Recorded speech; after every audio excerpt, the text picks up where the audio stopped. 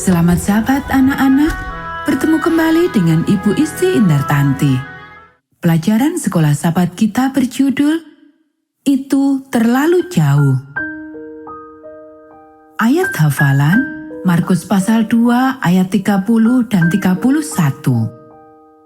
Kasihilah Tuhan Allahmu dengan segenap hatimu, dan dengan segenap jiwamu, dan dengan segenap akal budimu, dan dengan segenap kekuatanmu. Kasihilah sesamamu manusia seperti dirimu sendiri. Tidak ada hukum lain yang lebih utama daripada kedua hukum ini. Poin penting pelajaran kita, menghargai ikatan adalah satu cara memperlakukan satu sama lain dengan hormat. Pernahkah engkau pergi mengurus urusanmu sendiri, mencoba untuk diterima, menyelesaikan pekerjaanmu, dan menjauhi masalah ketika seseorang mulai mengganggumu dan memintamu melakukan sesuatu yang engkau tahu itu salah? Apakah tampaknya lebih mudah untuk menurutinya hanya untuk membuatnya mudah? Atau mungkin engkau menolak dan tetap dituduh melakukannya? Seorang pria tinggi, tampan di usia akhir 20-an, melangkah dengan cepat menuju ruang utama rumah Potifar. Ia gagah dengan otot-otot yang menandakan kegiatan yang aktif. Ia berjalan dengan membusungkan dada, seolah-olah ia penguasa segala sesuatu di sekitarnya. Sebenarnya, Yusuf telah bekerja sebagai budak di rumah tangga Potifar selama 10 tahun yang sulit. Awalnya, ia hanya budak biasa yang bekerja di sebuah rumah yang sangat kaya dan rumit. Tetapi, Potifar terus mengangkatnya. Sampai sekarang ia menguasai segala sesuatu.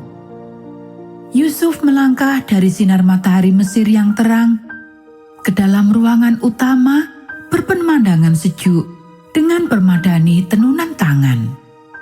Ia memahami semua sejarah perabotan yang dipoles indah dan dipahat dengan tangan itu. Ia mengetahui setiap tanaman di masing-masing taman balkon yang indah.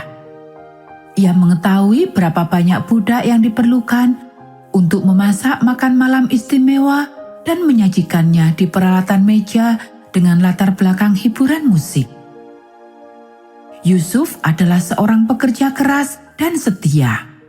Tetapi di atas itu, Allah tampaknya memberkati semua yang disentuhnya. Sudah lama Potifar mengetahui talenta Yusuf yang istimewa. Yusuf memiliki kesempatan untuk bertemu dengan pegawai pemerintahan yang penting dan orang-orang berpendidikan. Ia lebih merasa sebagai seorang putra daripada budak. Tetapi semua itu akan segera berubah. Begitu Yusuf melangkah ke ruang keluarga di lantai kedua, di mana terdapat keperluannya, istri Potifar mendekatinya seperti yang sering dilakukan sebelumnya. Yusuf telah berharap ia keluar pada hari itu. "Yusuf, kemana engkau tergesa-gesa begitu?" Telah beberapa kali Potifar mencoba mendekati Yusuf. Yusuf mengetahui sebaiknya segera meninggalkan rumah itu.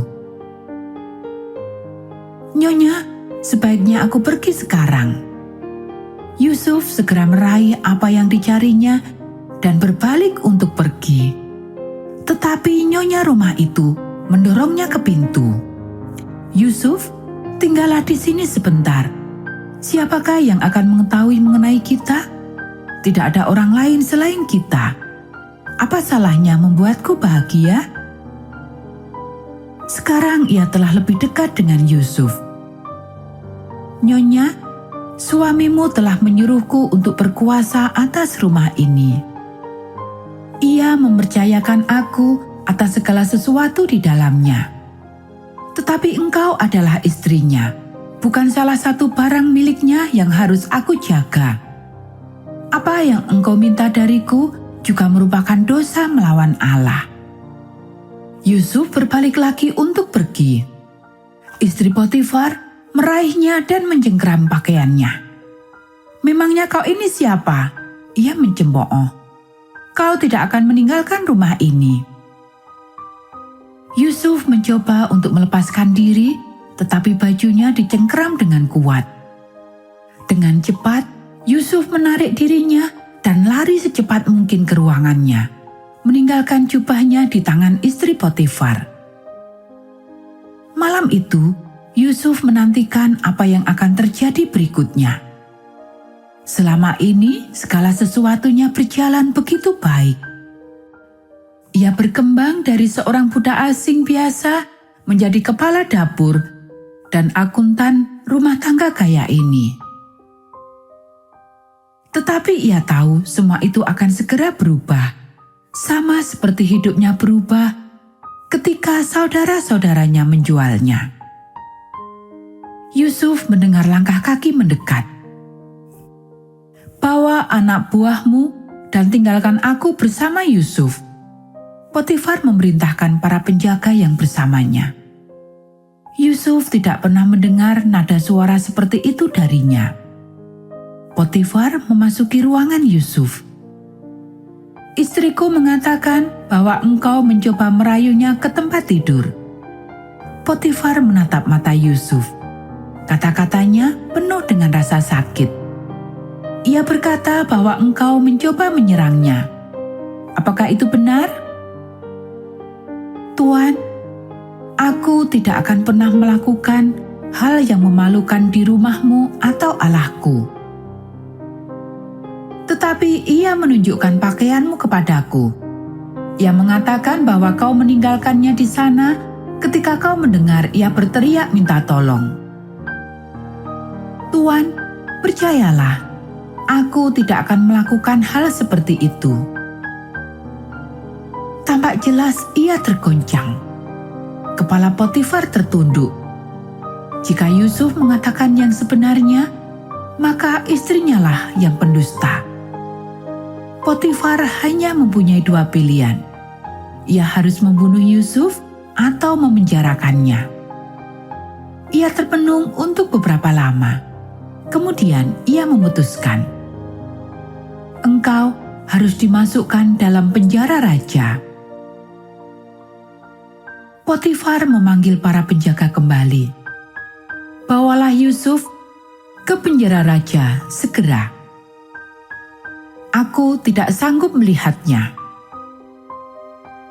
Ketika Yusuf meninggalkan rumah yang telah ditinggalinya selama 10 tahun dan akan dibawa ke penjara raja, ia mengingat bagaimana Allah telah bersamanya di masa lalu. Ia mengetahui bahwa Allah akan terus bersamanya dalam pencobaan yang baru ini. Yusuf akan terus mengasihi Tuhan Allahnya dengan sepenuh hatinya dan menghormati orang-orang di sekitarnya.